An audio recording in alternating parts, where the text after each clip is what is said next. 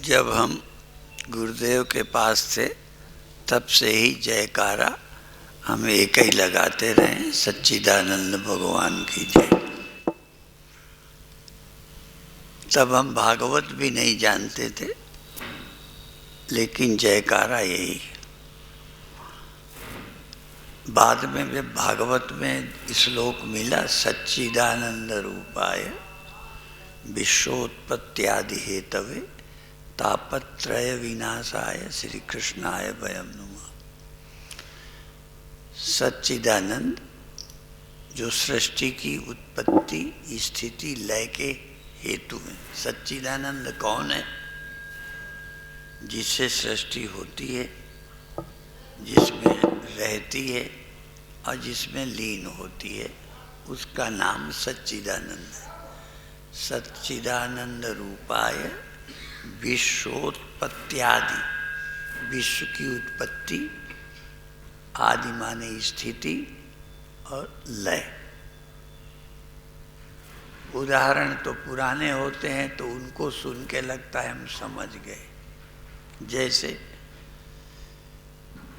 मिट्टी में ढेला बनता है, रहता है, लीन होता है।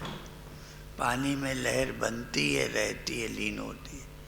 तो उदाहरण सुनने से लगता है समझ गए।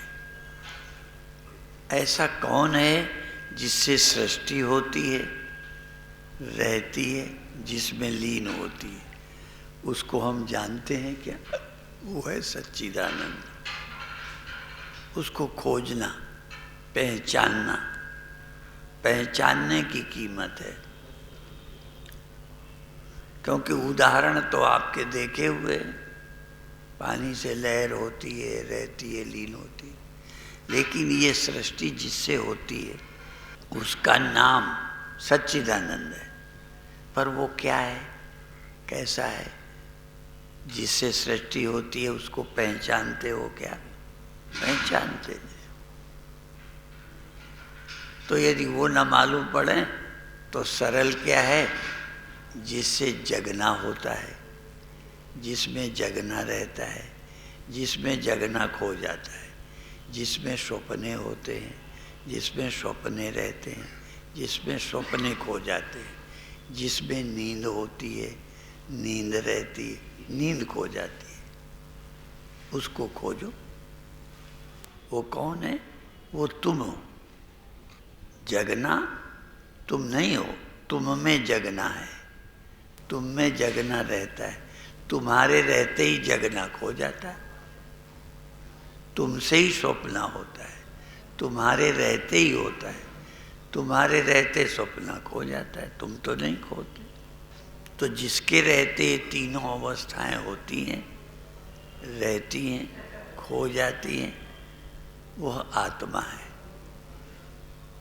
पर चलो ये समझ आ गया कि एक जगना मेरे से होता है, पे उनका जगना, औरों का जगना। तो ये दूसरा और विचारणीय है कि वो एक ही है जिसमें सारे सृष्टि होती है। एक में तो समझ आ गई। ऐसे ही सारे अंतःकरण, सारे लोगों के जागृत स्वप्न सुषुप्ति जिस एक चेतन में होते हैं उसका नाम ब्रह्म है, उसका नाम परमात्मा है।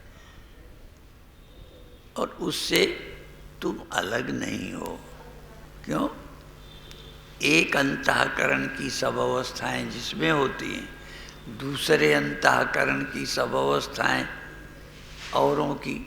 ऐसे ही व्यष्टि रूप में जिसको आत्मा कहते हैं, समष्टि में उसी को ब्रह्म कहते हैं। इसलिए उपनिषदों में ब्रह्मायम आत्मा, अयम आत्मा ब्रह्म, ये आत्मा ही ब्रह्म है, ब्रह्म ही आत्मा है। तो आत्मा का विचार पहले करो, फिर आत्मा ही ब्रह्म है, ब्रह्म ही आत्मा है, इसका विचार करो। तो आज अधिक प्रवचन का नहीं है। आज तो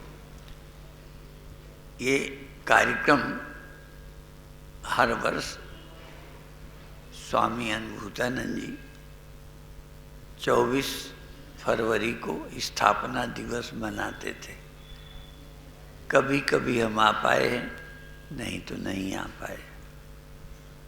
तो उन्हीं का ये प्रारंभ किया उत्सव आज हो रहा है। और आज ही उनकी, क्योंकि उनका देहावसान हो गया है, उनकी मूर्ति की प्रतिष्ठा भी आज की जा रही है। और उसी के साथ भंडारा हो जाएगा संतों का।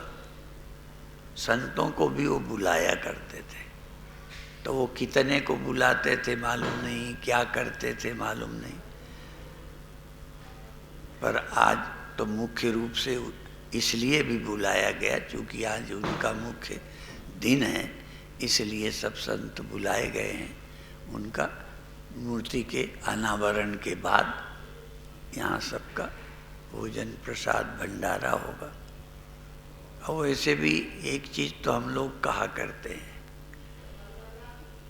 हमारे गुरुदेव भी कभी कभी कहते थे, जो कोई कह दे खाना तो कहते थे तू मुसलमान है क्या? मुसलमान नहीं कहते थे, मुसलमान है क्या खाना बोलते। तो हम लोग क्या कहते हैं, एक संत और कहते, घर में खाए तो भोजन होता है, होटल में खाए तो खाना होता है, और आश्रम और मंदिर में खाए तो प्रसाद होता है।